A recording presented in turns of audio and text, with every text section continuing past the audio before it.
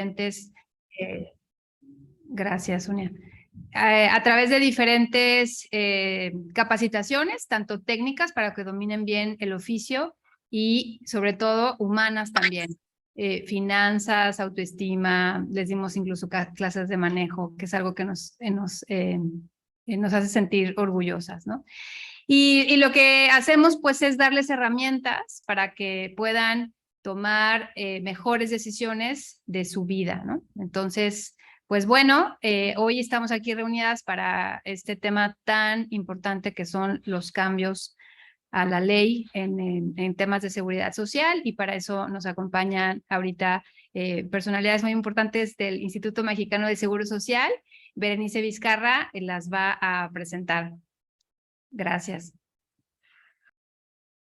Buenas noches, muchas gracias, Rocío. Pues bueno, les presento a nuestra expositora del día de hoy, la maestra Adriana Alejandra Pedrosa Márquez, licenciada en Economía por la Universidad Autónoma Metropolitana, maestra en Administración y Políticas Públicas por el Centro de Investigación y Docencia Económica, actualmente titular de la Coordinación de Afiliación del IMSS, con una trayectoria laboral de 19 años en esta institución. También nos acompañan por parte del IMSS la maestra Yaso Ponce de León González, titular de la División de Seguimiento con la Sociedad Civil. También tenemos por aquí a la licenciada Tania Karenina Morán Márquez, jefe de División B en la Coordinación de Afiliación, y la licenciada Brenda Flores Leiva, de División de Seguimiento con Sociedad Civil. La charla va a durar alrededor de 40 minutos. Vamos a dejar un tiempo para preguntas y respuestas al final. Sin embargo, si quieren irlas anotando por el chat, también es muy válido. Y le cedo la palabra a la maestra Adriana Pedrosa. Gracias. Muchísimas gracias, buenas noches. Bueno, ya me hicieron el favor de presentarme y les voy a compartir una presentación que preparamos para esta charla. Como ustedes saben, pues tenemos desde hace ya un tiempo una prueba piloto que se denominó Personas Trabajadoras del Hogar. Sin embargo, esta prueba piloto estuvo vigente de abril, en su primera fase estuvo vigente de abril del 19 hasta el 2020. En realidad, esta prueba piloto nos las ordenó la Suprema Corte de Justicia cuando declara inconstitucional el hecho de que las personas trabajadoras del hogar no sean inscritas al Seguro Social al igual que el resto de los trabajadores.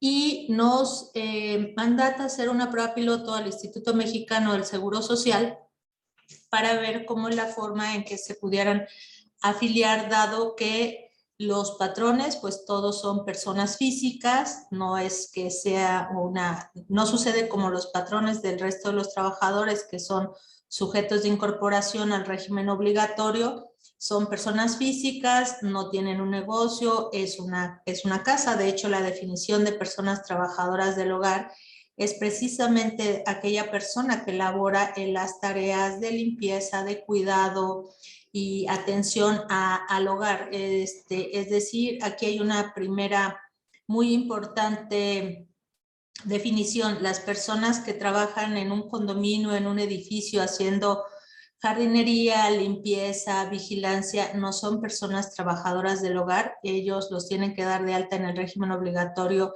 quien administra este tipo de propiedades, a final de cuentas.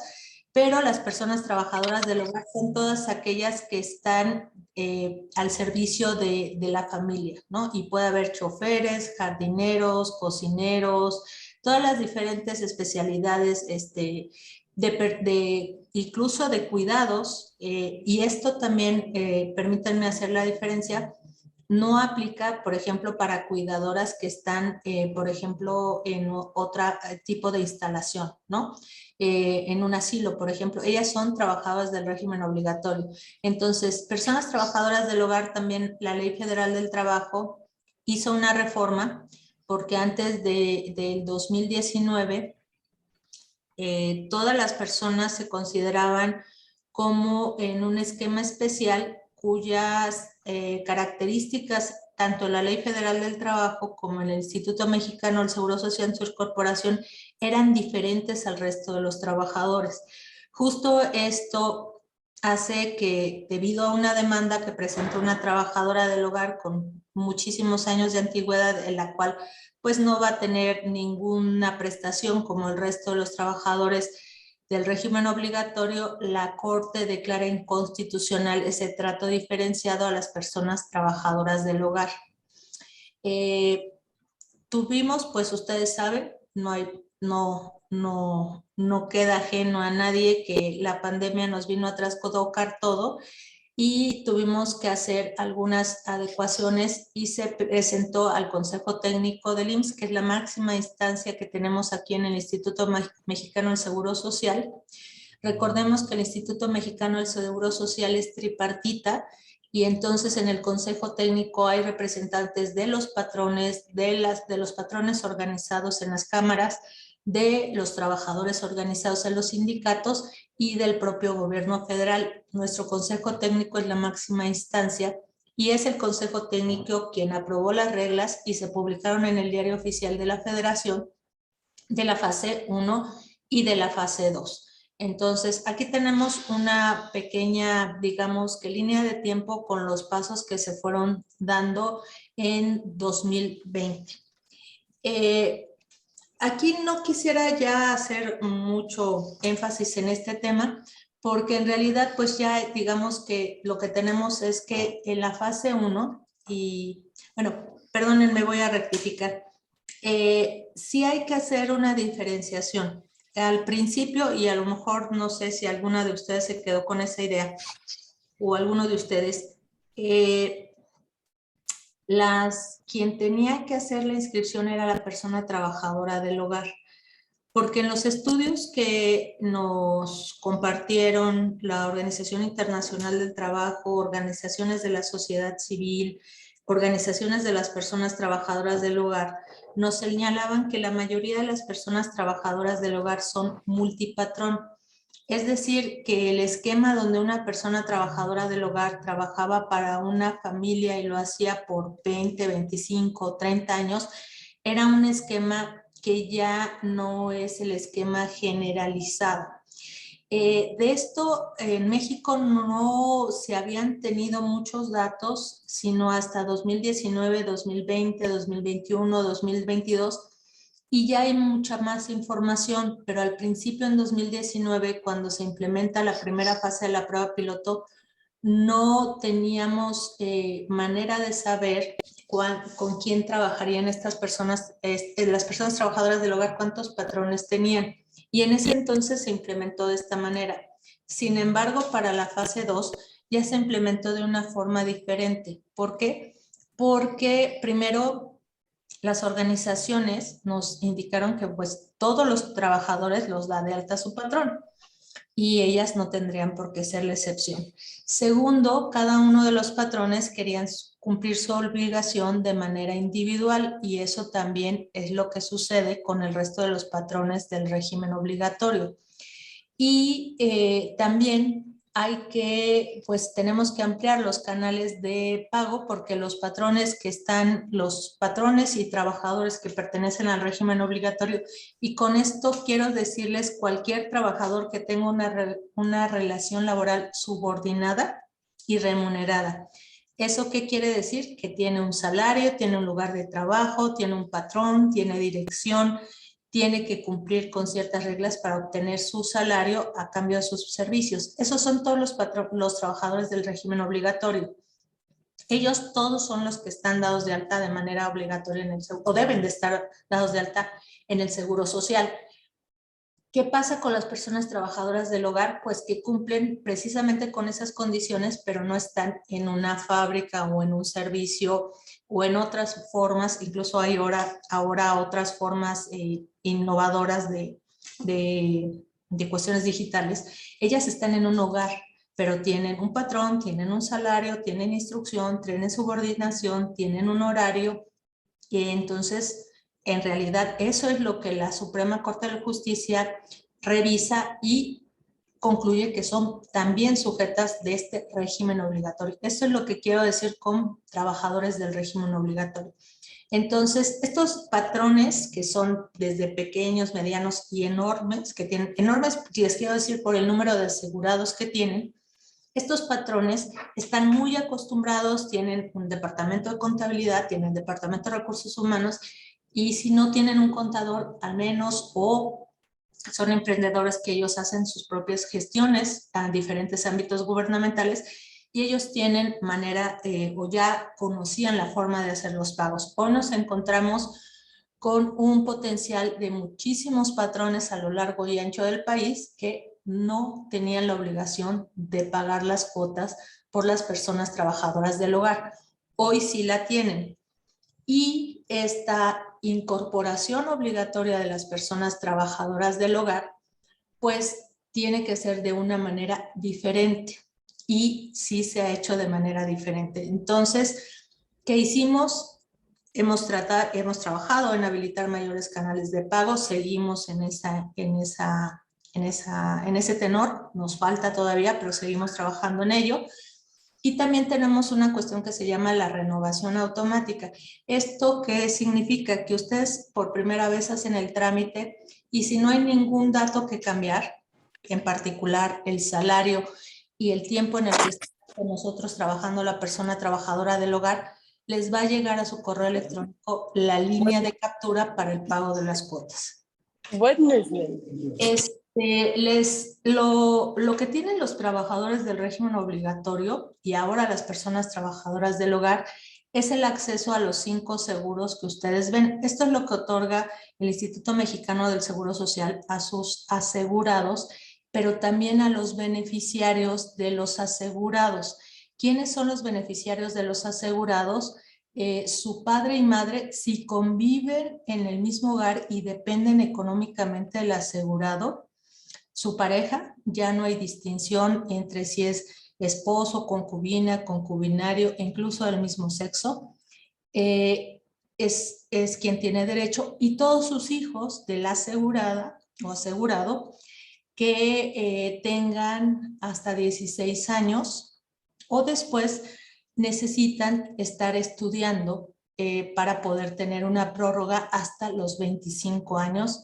Cuando el asegurado sigue vigente, puede dar a este grupo de beneficiarios legales y se les otorga el seguro de enfermedades y maternidad, que como ustedes saben es atención médica, farmacéutica, hospitalaria, en los 3 niveles de atención. Esto es las prestaciones en especie, pero también a los asegurados se les da el pago de incapacidades, por ejemplo, por una enfermedad general. Esto es para la persona que está asegurada, por supuesto.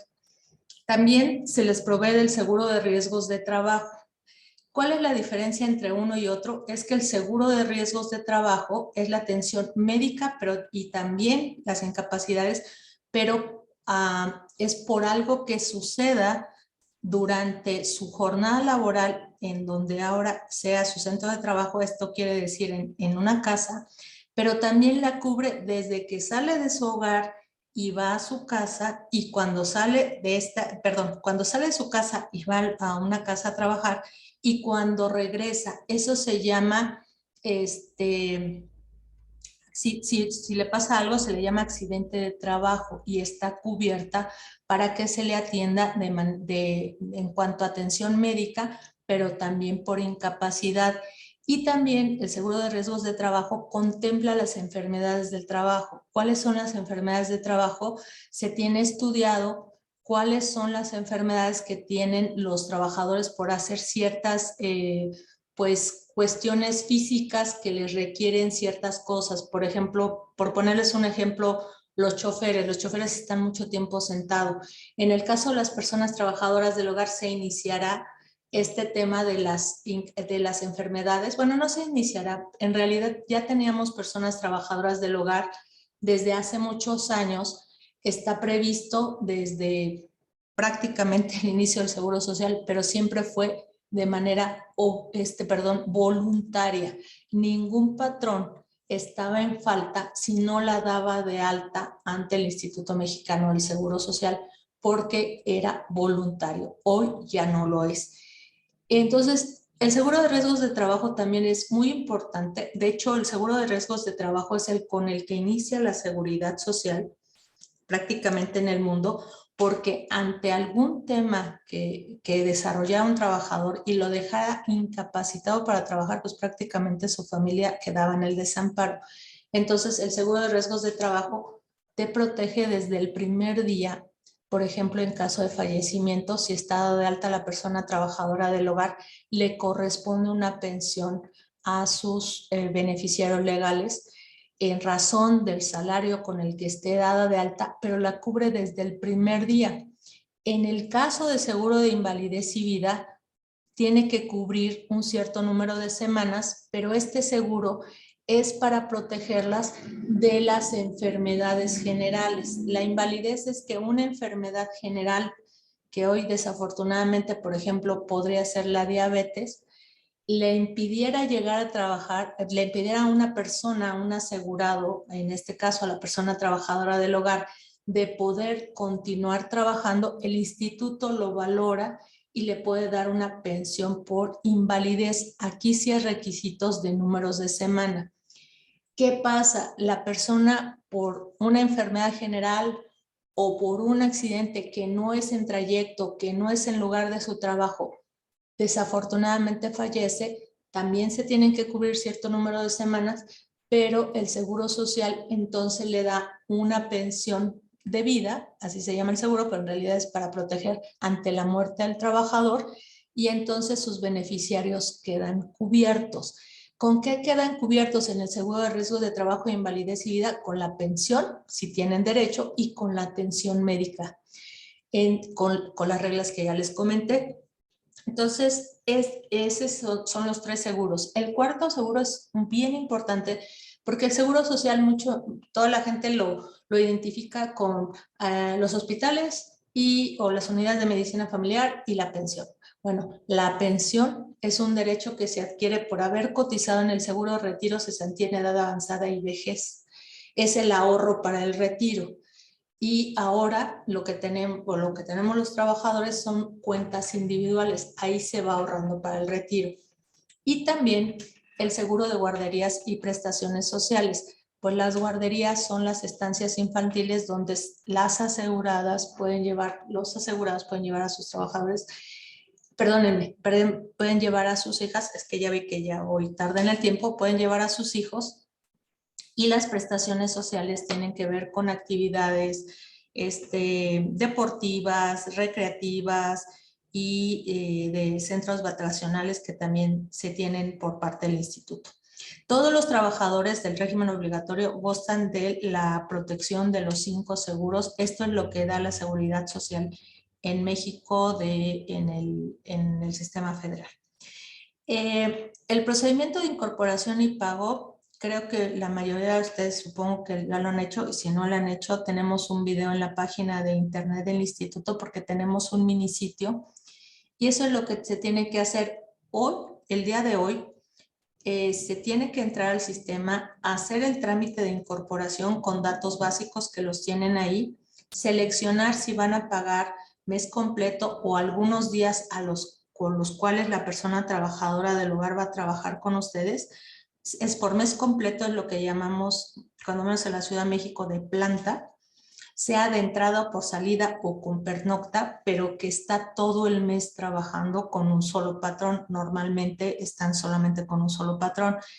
Y hay personas que trabajan con diferentes patrones y entonces trabajan 2 días o un día de la semana con una persona, 2 o un día de la semana con otra. Entonces ahí es cuando es pago por día. El patrón está obligado a pagar las cuotas de seguridad social por los días en que la persona trabajadora del hogar labora, pero también, ojo, la Ley Federal del Trabajo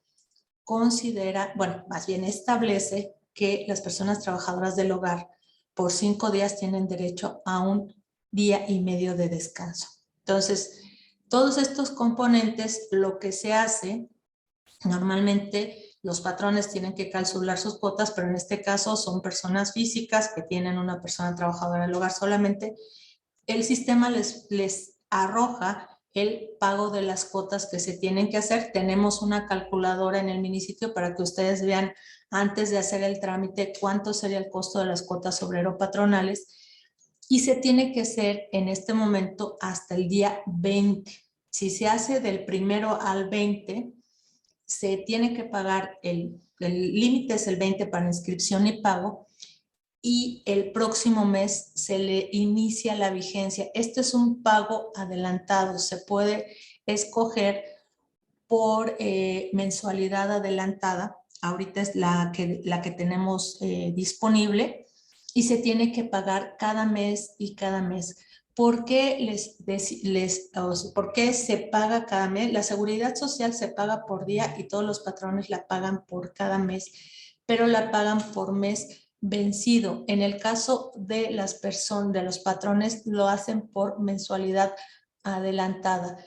¿Por qué se hace de esta manera? Porque el patrón del régimen obligatorio, que no, digamos que en los patrones que tienen empresas, que tienen servicios, etcétera, ellos lo dan de alta y ellos tienen que pagar a mes vencido. Pero si ellos por alguna razón no dan de baja a su trabajador y ya no trabaja por ellos, mientras el instituto no lo sepa, le va a seguir cobrando, y hay multas, recargos, actualizaciones, consecuencias, porque son créditos fiscales. Entonces, ¿qué se hizo en este sistema? Decir, bueno, patrón, tienes a tu persona trabajadora del hogar, le tienes que dar seguridad social. En este momento se inscribe y se paga el 1 al 20, y las personas trabajadoras del hogar gozan de los días o del mes que se haya pagado la seguridad social, si es el mes completo, en el próximo mes, pero el patrón no tiene ninguna deuda con el instituto porque ya hizo el pago adelantado. Cuando ya la persona trabajadora del hogar está vigente en sus derechos, por ejemplo, si se pagara de aquí al viernes, el 1 de febrero estaría vigente, ojo, por los días en los que está pagada las cuotas obrero-patronales. Eso es muy importante, porque si un patrón, solamente un solo patrón, cumple con la obligación y la persona va lunes, miércoles y viernes, el patrón tiene la obligación de pagar lunes, miércoles y viernes. Si el patrón del martes y jueves no cumple con su obligación, la persona trabajadora del hogar lo puede denunciar, pero no le puede exigir al patrón que le dé seguridad social ni martes ni jueves, ni tampoco al Instituto Mexicano del Seguro Social, porque toda la incorporación y recaudación de todos los trabajadores del país se contabiliza, se paga y se proveen los servicios de acuerdo a los días en que están cubiertos los trabajadores, inscritos los trabajadores. Entonces, esto sí ha sido un tema, pues ha generado controversia. Nosotros entendemos que para el nuevo universo de potenciales patrones que tenemos, esto es nuevo, pero así es como la ley del Seguro Social establece sus reglamentos y todo lo que tenemos de normatividad, trámites, etcétera. Así es como se paga. Mucha gente nos dice, es que trabaja el lunes y no se puede enfermar el martes. Es que el martes debería de tener un patrón, porque también hay una distinción muy importante en la definición de persona trabajadora del hogar, que está tanto en la Ley Federal del Trabajo como en la Ley del Seguro Social. Son personas que de manera no excepcional, sino son personas que trabajan como personas trabajadoras del hogar como su actividad permanente, no es actividad esporádica. Y esta definición viene desde la Organización Internacional del Trabajo. Entonces, no es un tema que digamos, es que trabaja 2 días limpiando, entonces con eso ya hay que 2 días se pagan y entonces está cubierto todo el mes por la seguridad social. Así no es como funciona. La seguridad social se paga en 3 partes. El patrón paga, la persona trabajadora del hogar tiene que pagar un pedacito de la cuota si gana más de un salario mínimo, y el Estado hace su aportación. Así es como se financia la seguridad social. Del total de las cuotas también es importante señalar que alrededor del 25% más o menos se va a su cuenta individual en una Afore, porque es retiro, cesantía y vejez que se paga, pero va a la Afore de la trabajadora. El Instituto Mexicano del Seguro Social si bien ustedes pagan una línea de captura, pero en realidad por atrás, por todo el proceso del sistema de ahorro para el retiro, ese dinero se va directo a la cuenta de Afore de la trabajadora. Si ella no está aforada, CONSAR la asigna a una Afore hasta que ella no vaya y escoja quedarse en esa o en otra. Eso ya son reglas de CONSAR, no quisiera abundar en ellas, pero ese dinero que se paga de las cuotas sobre patronales, aproximadamente el 25% se va a la cuenta de la Afore. Nosotros, esa parte no son seguros que nosotros les decimos, no son seguros SIMS, es el RCB, se va a la Afore. Entonces, bueno, hay una diferencia muy importante entre un trabajador tradicional y un trabajador de un patrón, perdón, en PTH, y de un trabajador y de su patrón también. Realmente aquí no se contiene, no necesitan RFC, no requieren generar un registro patronal, no calculan las cuotas, no presentan movimientos afiliatorios, el trámite está simplificado. Y bueno, estos son los datos que tenemos ahorita disponibles respecto del número de personas trabajadoras del hogar. La verdad es que para el universo potencial todavía son muy pocas. Durante toda la prueba piloto fue voluntario que las personas trabajadoras, perdónenme, que los patrones las dieran de alta a las personas trabajadoras del hogar, pero desde que se aprobó la ley es obligatorio dar de alta a las personas trabajadoras del hogar y tenemos con ellos sus beneficiarios inscritos. Estos son los que sí ya fueron las personas trabajadoras del hogar y dijeron, esta es mi hija, esta es mi pareja, este es mi padre, esta es mi madre, y ya están inscritos. Lo que nosotros decimos acá en la presentación como beneficiarios potenciales es que hay personas trabajadoras del hogar que aunque están inscritas, todavía no se dan de alta, no dan de alta a sus beneficiarios. Por eso tenemos un potencial de un poco 19,000 personas más que pueden estar protegidas por la seguridad social.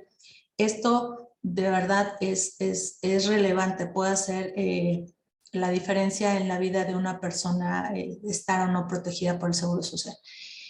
Y bueno, aquí lo que nosotros tenemos, no voy a abundar en eso porque ya vamos para las preguntas. Esto es, digamos, que el trayecto legislativo que tenemos y, bueno, el 16 de noviembre ya fue publicada la reforma a la Ley del Seguro Social. Esto es, digamos, que todo el trabajo que se ha hecho de manera, en cuanto al tema de las reglas y en cuanto al tema de la aprobación por el otro poder que está involucrado. Ya hablamos de la Suprema Corte de Justicia de la Nación, dio una orden al Poder Ejecutivo y bueno, nosotros, el Instituto parte del Gobierno Federal y el Congreso de la Unión, la Cámara de Senadores y la Cámara de Diputados aprobaron la reforma a la Ley del Seguro Social. Es decir, el Estado mexicano aprobó e implementó que las personas trabajadoras del hogar sean protegidas como el resto de los trabajadores del régimen obligatorio. Y bueno, con el decreto aprobado vamos a tener un cambio. Las personas trabajadoras del hogar que ya están dadas de alta no necesitan mayor tema, ya están dadas de alta y van a seguir pagando de manera los patrones anticipada. Pero aquellas, en cuanto nosotros habilitemos el sistema, y ahí tenemos un plazo que nos dio el mismo transitorio de la ley, nosotros vamos a habilitar unos cambios a los sistemas para que toda persona trabajadora del hogar esté afiliada desde el primer día de su incorporación. Entonces, y después ya sería por mensualidad anticipada. Seguimos con el tema de los 20 días, pero también vamos a habilitar como fecha de pago, pero también vamos a habilitar el pago por bimestralidad, semestralidad y anualidad.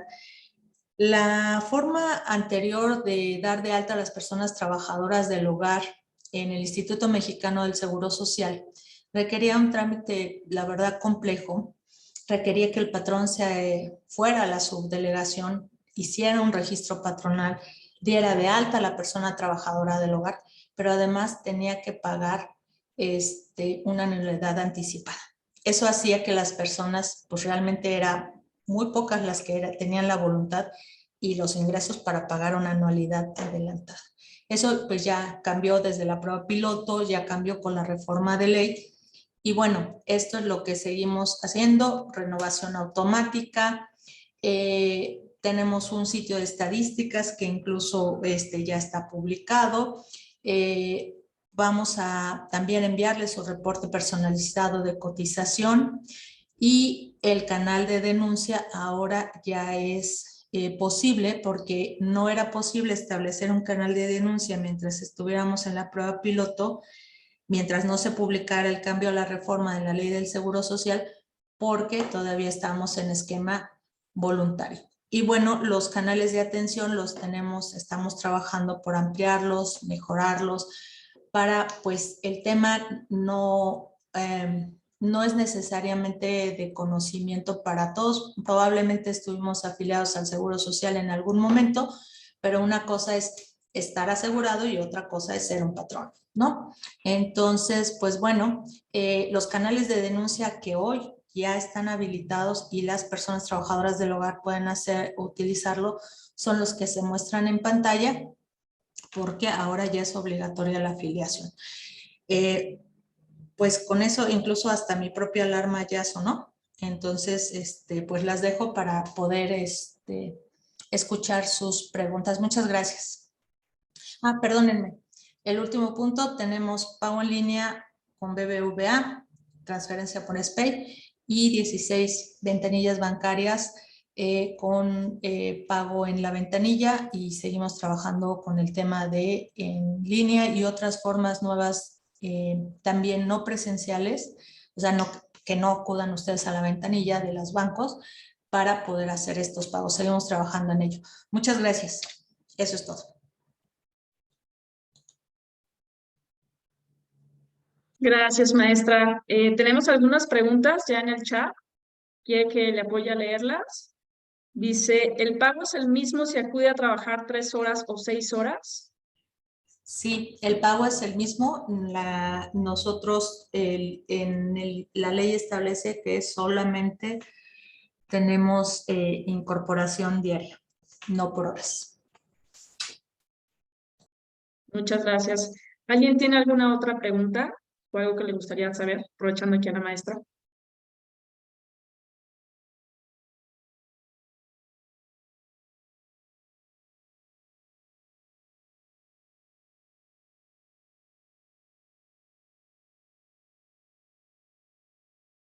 ¿No? ¿Nadie? A ver, aquí tenemos otra.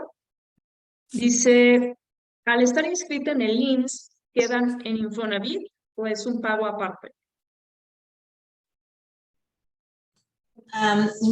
Para los trabajadores del régimen obligatorio, el resto de los que estábamos hablando en la línea de captura, nosotros también se pone la cuota de Infonavit. Esa se paga cada bimestre, pero en este momento la ley no contempla que las personas trabajadoras del hogar estén incorporadas de manera obligatoria a Infonavit. Muchas gracias. Parece que están escribiendo más, me parece. Dice, si la trabajadora del hogar está de alta por 3 días, por ejemplo, ¿solo en esos días puede acudir al IMSS o puede acudir cualquier día del mes? Solamente los días en que está dado de alta, y eso ocurre con todos los trabajadores. Hay trabajadores, por ejemplo, que solamente trabajan el sábado y el domingo porque trabajan, por ejemplo, en un centro vacacional o trabajan en un centro comercial, y es obligación del patrón darlos de alta los días por los que trabajan. Esos trabajadores están cubiertos por la atención médica del Seguro Social, pero la atención médica del Seguro Social también tiene sus leyes y reglamentos, y bueno, ellos pueden acudir a los hospitales. Tenemos unidades de medicina familiar que se abren los sábados, pero sobre todo son hospitales de segundo y de tercer nivel, pero es perfectamente legal. Gracias. También hay algunos otros comentarios que les voy a dar lectura. Dice, muchas gracias, excelente presentación, muy interesante e importante el tema. Tenemos otra pregunta, dice, ¿y si queremos que tengan Infonavit, cómo se logra? Ahí el Infonavit hay que consultarlo porque entiendo que va a tener esquemas para la incorporación de estas personas trabajadoras del hogar. Pero ahí sí me reservo más la respuesta porque no es mi especialidad. Ustedes, pero discúlpenme, pero ahí sí no. Ahora sí que no les puedo compartir algo de lo que no sé que va a pasar. Entiendo que también están muy interesados en la protección del derecho a la vivienda. Las personas trabajadoras del hogar organizadas también lo han manifestado en los diferentes foros, eventos y todo lo que se ha trabajado sobre el tema, pero sí ahí sí necesitarían consultar un especialista en Infonavit. Gracias, Adriana. ¿Tenemos alguna otra pregunta o algún otro comentario? Dice, una persona de 56 años que nunca ha tenido seguro, si la meto en ¿tendrá pensión? Para poder tener pensión hay que cumplir con con las propias normas que tiene la ley del Seguro Social. La ley del Seguro Social hoy tiene dos regímenes, que son la ley 73 y la ley 97. Si la persona trabajadora del hogar no cotizó en el IMSS antes del 1 de julio de 1997, no tiene derecho a la ley 73, donde los requisitos eran 500 semanas cotizadas, tener 60 años y estar dado de baja y en conservación de derechos. Si la persona trabajadora del hogar a alguien la da de alta por primera vez a los 56 años, es difícil que alcance la ley 97 el número de semanas cotizadas necesarias.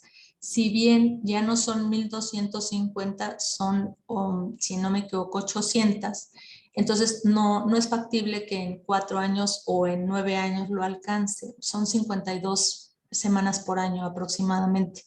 Los cálculos se hacen incluso por día. Como les comento, los cuotas se pagan por día, se asegura por día, todos los cálculos de la semana se hacen por días, porque la ley también establece cuántos días hacen una semana y si queda un restante, se sube una semana o no. Ese es el artículo 20, si no me equivoco, de la ley de Seguro Social. Entonces, ¿qué pasa con estas personas que no alcanzarían una pensión? Primero, todas las personas que son personas trabajadoras del hogar, los patrones están obligados a darlas de alta. Y segundo, cuando se cumplen 60 años, este ahorro para el retiro, si se obtiene una negativa de pensión porque no alcanza las semanas cotizadas, tienen ese ahorro que lo pueden retirar de las AFORES.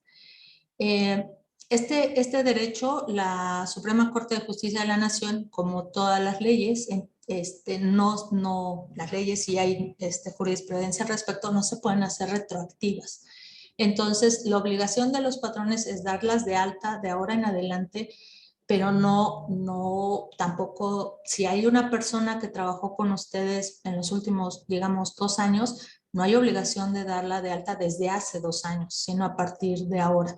Entonces, eso es importante, y cualquier persona que tenga que dejar o no estar tan activa en la vida económica para ganarse el sustento, cualquier ahorro es bueno, créanmelo. Entonces, ahí está, digamos, lo que se paga de retiro, cesantía y vejez es transparente. En la línea de captura ustedes ven cuánto se paga por cada uno de los seguros que les comenté. Incluso hay ramos un seguro se compone de varios ramos y las cuotas vienen calculadas ese detalle, y lo que ustedes paguen de RCB, retiro, cesantía y vejez, se va a la AFORE de la trabajadora, donde además se invierte. Entonces, realmente, de acuerdo también con las reglas de CONSAR que tiene para las AFORES, que tienen que ver con la edad. A menor edad se puede, digamos, que invertir en un poco más de riesgo, y a menor edad con menor riesgo, y ahí dependen mucho los rendimientos, ¿no? Y pues son inversiones a largo plazo, tienen sus reglas, tienen toda una normatividad muy estricta al respecto, pero pues eso es lo que tendría un ahorro para el retiro, no necesariamente una pensión, pero eso también pues depende de la historia laboral de la persona. No puedo dar una respuesta genérica, porque decirles yo no sé si A o B, está dada de alta, ¿no? Pero hoy lo que tiene el Instituto Mexicano del Seguro Social es que puede las personas por medio del portal del IMSS saber cuántas semanas de cotización tienen, si por algún momento en algún espacio en la vida tuvieron algún tipo de aseguramiento. Pero el parteaguas es ese. La ley 73 le aplica para todas aquellas que cotizaron al menos un día antes del 1 de julio del 97. Y la ley 97, que es la ley ya de separación de cuentas individuales, que es justo las AFORES, a diferencia de que en 73 es un esquema de reparto, son quienes tienen diferencia. Ahora sí que se diferencia cuáles son los requisitos para cada uno, depende de cuándo estuvieran protegidas por la seguridad social. Muchas gracias, maestra. ¿Alguna otra pregunta? Nos quedan todavía 10 minutos para terminar la hora que teníamos programada la plática. Les voy a dejar por aquí, aprovechando el chat, mi contacto. Por si tuvieran alguna duda posterior, las podemos apoyar también en las altas del Seguro Social. Les voy a dejar mi teléfono y mi correo. No sé si hay alguna otra pregunta u otra duda.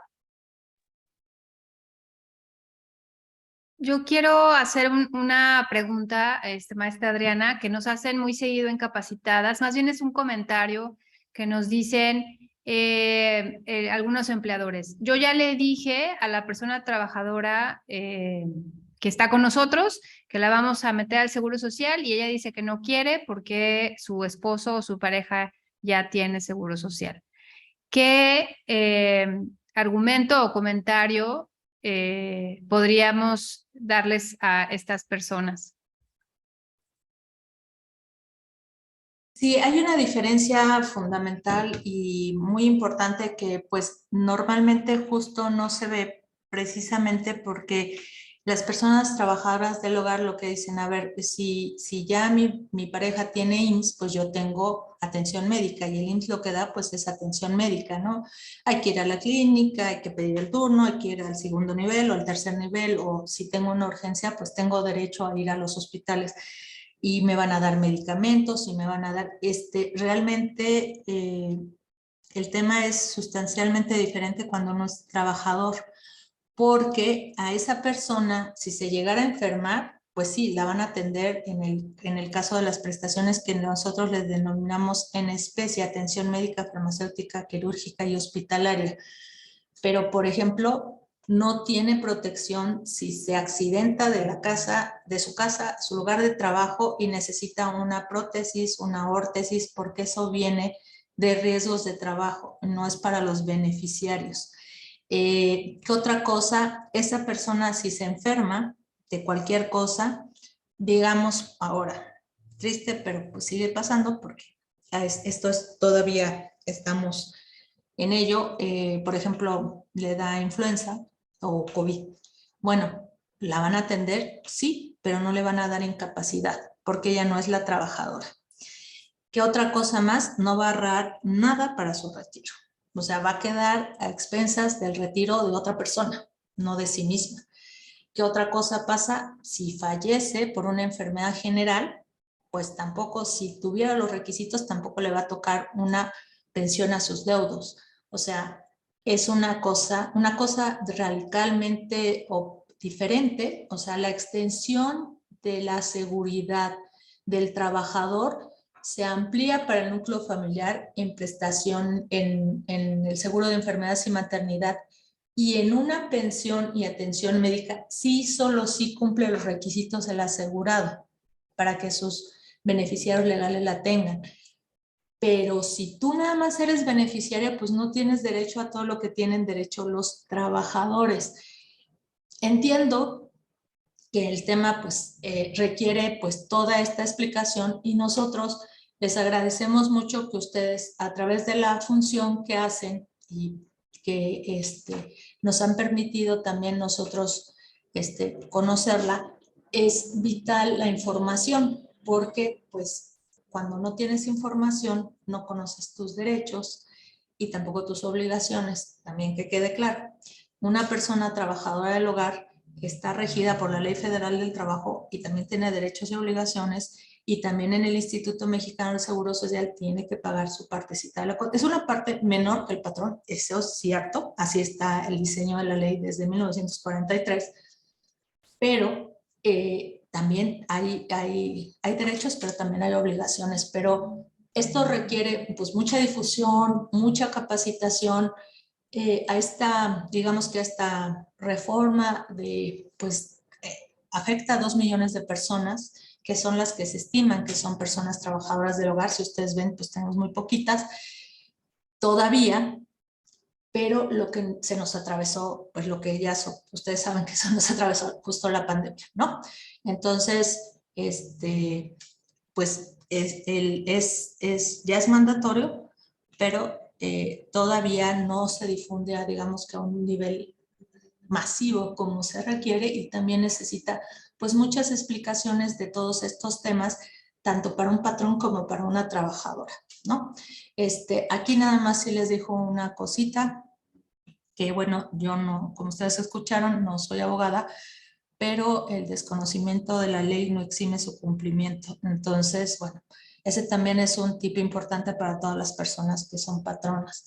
Es una responsabilidad, no todo el mundo tiene la posibilidad, somos 100 millones de México, 126, y le dejo la palabra a Yaso a continuación, pero hay, digamos que si cada trabajadora tiene un patrón, hay 2 millones de patrones también. Entonces, es una partecita de la población que puede tener personas trabajadoras del hogar, y esta es como está hoy por hoy el andamiaje legal.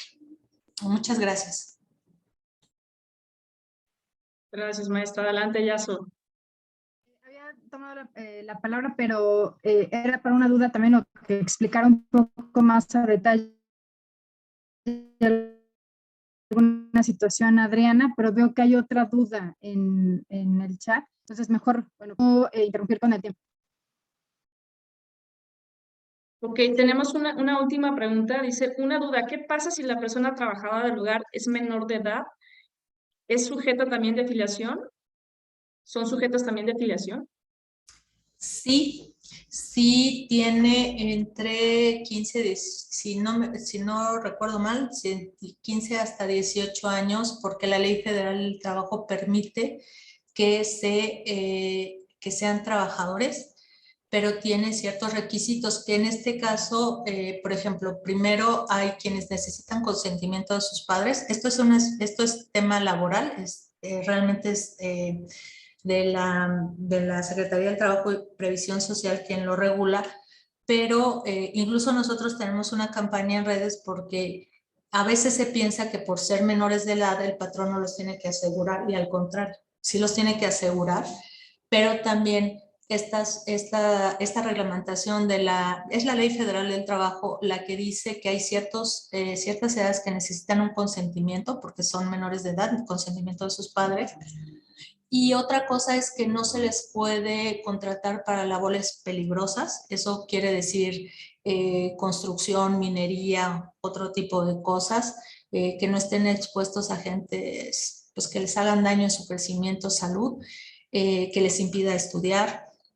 La legislación laboral es específica para el tema del trabajo de menores de edad hasta cierto límite de edad, que son 15, porque está prohibido el trabajo infantil. Eso sí está muy, bueno, realmente es un tema pues muy, no puedo negar que llega desafortunadamente a existir en algún lugar del país, o que exista en el país. Es una reglamentación que es de competencia de la Secretaría del Trabajo y Previsión Social, pero eso no exime el cumplimiento como asegurado, aunque sea menor de edad. También lo tienen que hacer, ¿no? Incluso yo les diría que es imperativo que lo hagan, ¿no? Si es que sucede, porque también puede suceder. Y realmente también el trabajo del hogar es muy diferente en las diferentes zonas del país. El trabajo en las zonas urbanas del hogar, el trabajo en las zonas rurales, porque sí hay trabajo del hogar, el trabajo que se da en zonas residenciales, el trabajo del hogar. A veces hay personas trabajadoras del hogar, y aquí pues que piden ayuda para que les cuiden a sus hijos. No necesariamente puedan ser patronas, pero tienen ayuda a lo mejor de una madre, de una amiga, de una hermana, de una guardería, de algo, porque pues trabajar y cuidar a una familia es un trabajo, es un buen trabajo. Vaya que sí. Pues digo, ya queda un minuto para las 9 de la noche. Si no existe ninguna otra duda, pregunta, comentario, pues agradecerles a todas las asistentes, agradecerles a Yaso, a la maestra Adriana, al personal del IMSS que asistió y pues bueno, también a Capacitadas por promover estas pláticas. Muchísimas gracias. Ya les dejé por ahí mi celular por si tienen alguna duda en algún futuro para dar de alta a la persona que trabaja en su hogar. Y mi correo también si requieren algún apoyo adicional. Bueno, pues muchísimas gracias. Damos por terminada la